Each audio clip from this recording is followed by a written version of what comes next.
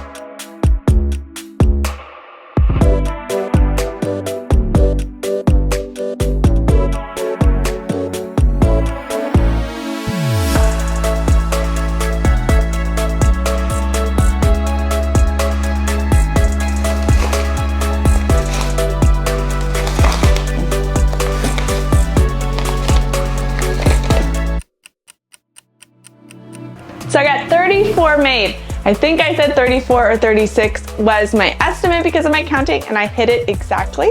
My formula worked out well. I only had a little bit of extra basil left, so I love not to waste. I love being able to use everything I harvest. But here are all my beauties, 7 buckets worth. I need to get them outside and find Eric with his tractor to get them to the stand and get it all set up because we are gonna open in less than an hour.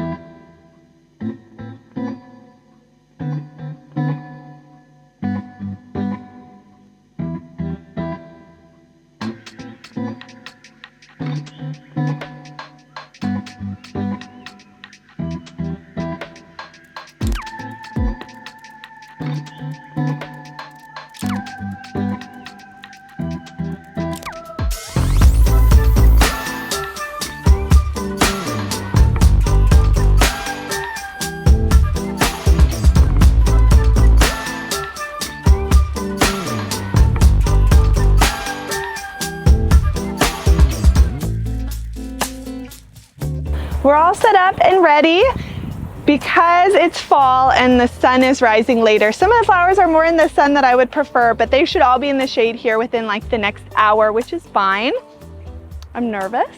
I posted a lot on social media. It's our last day. I want to go out with a bang, but I've noticed that there's been a little bit of a decrease in the purchasing interest of customers as we get into the fall. Saturdays are filled with sports and activities, and people aren't as like summer minded where they just like are hanging out on Saturday, don't have much planned on the schedule. So Saturday, I guess there's football parties. We live in Oklahoma. So we'll see how it goes, but I think the flowers look beautiful and I'm proud of them. Since our stand is self-serve and the weather is beautiful in the morning, Eric and the kids are going to work on bringing up the remaining landscape fabric and staples and drip in our fields. And I'm gonna work on doing the final flower cottage clean out of the season. Really sweep it out of all of the debris and dirt and grossness, organize it, wipe counters, just make it really fresh and settled to go into the fall, since I'm not going to be processing flowers in there anymore. While the stand is self-serve and people are coming, hopefully we will all be busy and productive with our tasks while making money.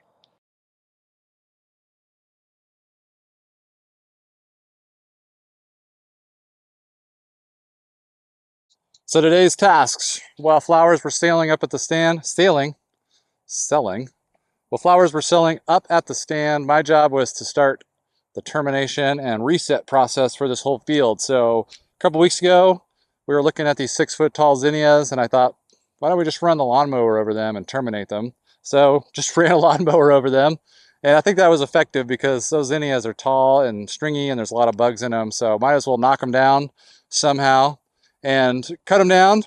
The next step was today I went through and got rid of the rest of the fabric that was underneath all these plants, which was basically a horrendous process of sweat, trying not to curse, while I'm ripping out all these hidden staples in the ground, trying to get the plants through the holes.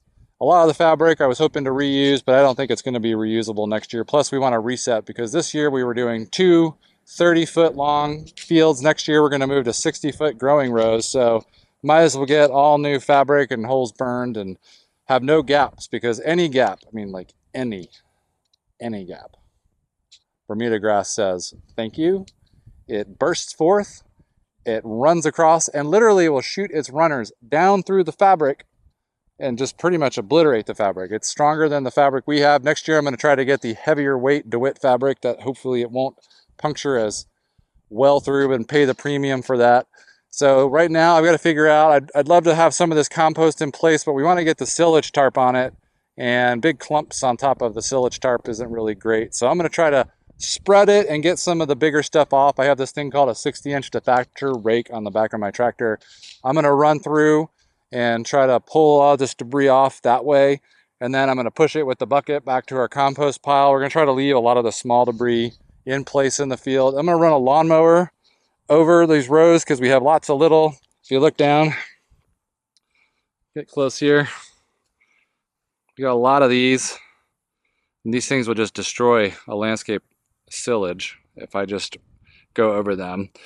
Ultimately, you know, if it doesn't work to just lawnmower them low to the ground and really kind of cut them down, they might need to be tilled right away. But this is kind of a new reset process for us in a new space, and I'm not sure exactly the best way to go about doing this over the winter and get it reset. So the spring is a little wet here, so we're gonna try to get more done in the fall till, and let's see what this looks like. So let's do some of these weird tasks. Oh my gosh, look at this. Oh, the fabric. It looks terrible, and so much beauty came from it.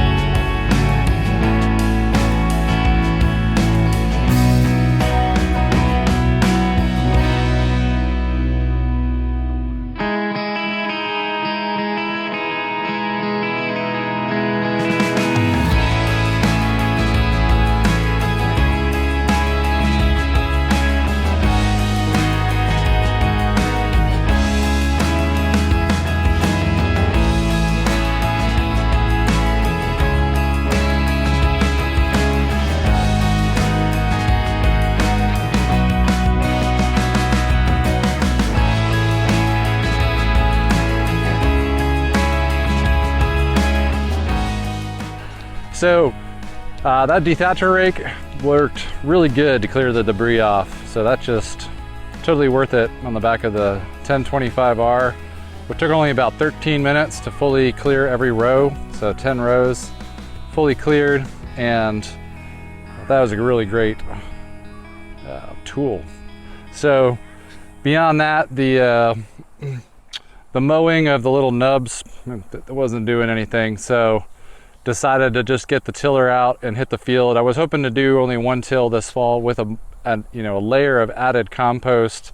So I may have to do 2 tills, or maybe we'll just wait till spring, since they're tilled. So in an emergency situation, if we can't add compost and retill, maybe I could just put a layer of compost on top and we plant instead of like another till, because I do want to move towards less tillage so that the soil can more naturally aerate, but it still needs it. And I don't really know any other way to deal with all those woody pulp stems of flowers. I think that's different than a lot of produce farms that only have to deal with probably much softer vegetation that really decomposes under a silage. That woody pulp though, that doesn't decompose as fast. It stays pretty stout. I had it the first 3 rows were under a silage for about 3 weeks, and they were just as woody and pointy as they were the day they were dead. So they clearly need to be tilled under and fresh dirt put on top before we put silage on. That way we don't end up just puncturing all this giant plastic sheet over the winter with the winds and as it settles down or a kid runs across it. So as you can see now, hit the tiller, which on that tractor, it's like a 12-minute job at most to pull up a fresh layer and get these rows pretty much ready. I mean, a layer of extra compost would certainly be excellent in the spring. So maybe I'll get a roller and we'll just put compost down on top. But as you can see here, it's reset. I can't believe it. Just let you see the field here. Tiller is, most 15 minutes on the back of that tractor. So that's, I know a lot of folks out there buy the that Lamborghini of BC. I think it's called the BCS, and that tool is pretty sweet with all the attachments that you can get for it. But a tractor is just a beast, especially if you have the room to do it. So that's what I did. Tilled. So today was fabric removal, staple collection, dethatch, pull all the debris off, reset the fields, and then if it wasn't so windy, we would try to put silage on, but there's a steady breeze today of like 15 miles per hour, which is not crazy according to Oklahoma standards, but it is crazy enough that I don't really think it's wise to put a giant plastic rectangle into the air. That's one of them's 30 by 60, the other one's 30 by 50, and that would be what we would take to cover our field for next year. Economic use of the land. Was excited to meet a lot of our local neighbors. Came out today, that's just down the street, so this is helping us connect with people and see their operations. Like today, one lady came by and said that she runs a hobby farm with those Highland cows, which are those really fuzzy, soft-looking cows. She called them, I thought this was hilarious, she called them grass puppies. And I thought that was fantastic. So yeah, neighbors like that give us a boost that we're doing something here to connect with people. A unique thing, doing flowers versus the animal husbandry in Oklahoma. Everybody seems to have animals, and we're kind of doing a different thing. So I think a lot of people are enjoying that, getting a kick out of that, which helps us get off the ground. One day if we ever do animals, it's we'll already have a brand and a name established in the community, and that'll be great. So we're really looking forward to 2024. But I don't enjoy these kind of days, and then I won't enjoy in the spring setting it up, but it does look really clean when it's fresh dirt like this. So we'll have more to close this out, but that was my work today and I'm exhausted.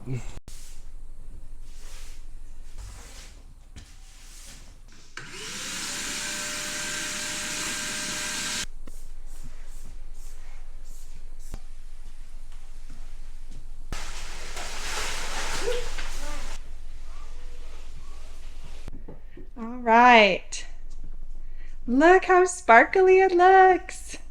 We got the counters cleaned off and organized, processing station wiped down, the floors are vacuumed and mopped. Some of the areas where I spend a lot of time, all the dirt didn't come up, so I'm going to need to get like an OxiClean scrubber But this is really good for now. I got trays stored, not perfectly washed, but enough for storage.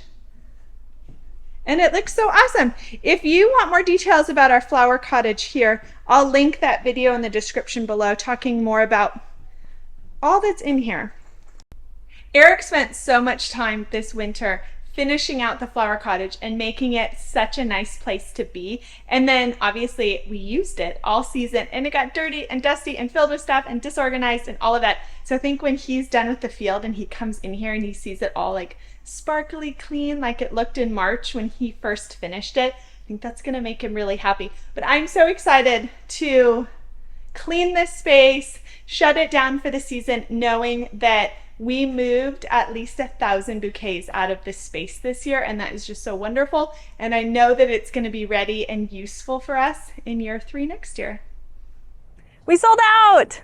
So we sold out around 11:30-ish. So we sold 34 bouquets in 2.5 hours. So sold out Saturday for our last sales day of the year. It felt so good. I was praying this morning, like, I hope that we sell out. It would be so nice feeling to go out on like such a high for the momentum of all of the work we have to do in the fall instead of kind of like, because last weekend wasn't as great. And so I was kind of like, are we gonna like limp to the end? But no, everyone came out. It was so sweet for everyone to come support us.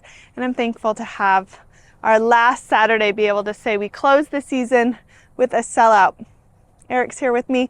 We are going to break the stand down for the very last time. We won't open this back up until March 2024. Isn't that crazy? Which Saturday? Well, which exact Saturday? My guess, we should save this clip. My guess is our first Saturday will be the middle of March, like 2 Saturdays before Easter, because Easter is early. I think it'll be daffodils and anemones. But if not, it'll be the weekend before Easter. That's my guess. All right.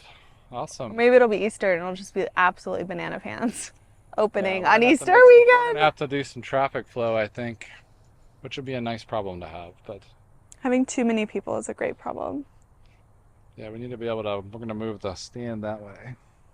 But people pull all the way. Yeah, all the way pull up, please. We don't need to cause like traffic. That's what they do. They pull in and they like stop as fast as they can. Yeah. And they sprint out and then it's just like a jam behind it. Right, and we don't want to anger like through drivers, but we had an awesomely productive day. Not only did we sell out, but Eric worked crazy hard all day to get our field, our main field, completely torn down and prepped and almost completely ready for spring. We just have to add the compost still, but it looks so bare and so nice. And like I can visualize. Fresh dirt looks good. Yeah, fresh dirt does look good. I can visualize next year. So that means we have the sunflower field left. We have so many videos to make this fall because we have 8 billion tasks on our to-do list. The main one being the tunnel. The tunnel will be really big. We haven't even mentioned the tunnel. Have we mentioned the tunnel? Yeah, you've talked about it. I've talked about the tunnel? Okay. We've talked. You look forward to a high tunnel That's gonna build be the next video. major video, but yeah, we'll have to do some interstitial stuff. So Can I say many interstitial on a YouTube video. Yeah. Yeah.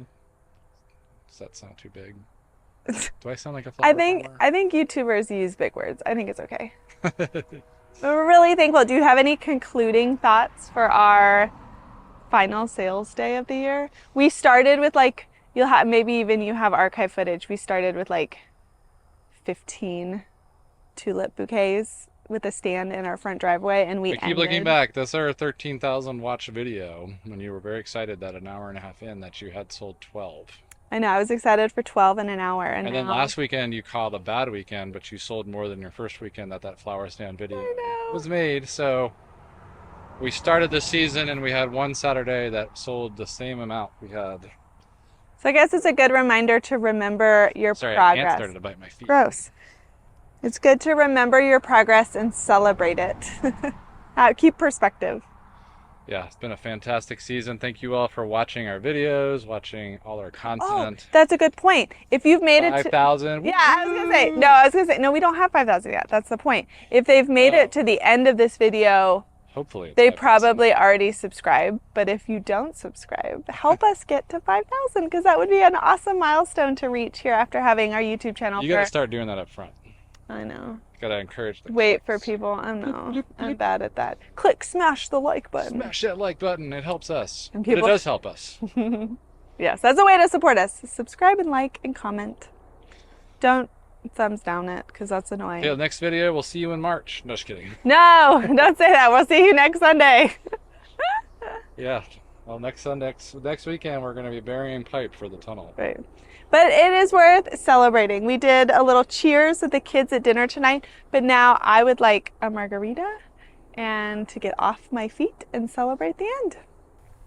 Even though we're celebrating the end of our flower sales, we still have so much to do, and that includes planting out a bunch of the rows you see behind me and all of this stuff tarped. So stay tuned for all of our super fun fall videos of prepping for what hopefully is just an absolutely mega year 3 on our flower farm.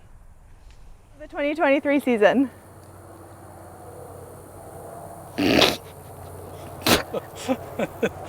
Are you Steven Spielberg? It's a transition. And cut. Wow. Christopher Nolan. Cut. Just stay there, don't cut. I need options. It takes a little bit of time to focus. You just need to do a sunflower cut for every scene change in this whole video. Just everyone gets a sunflower.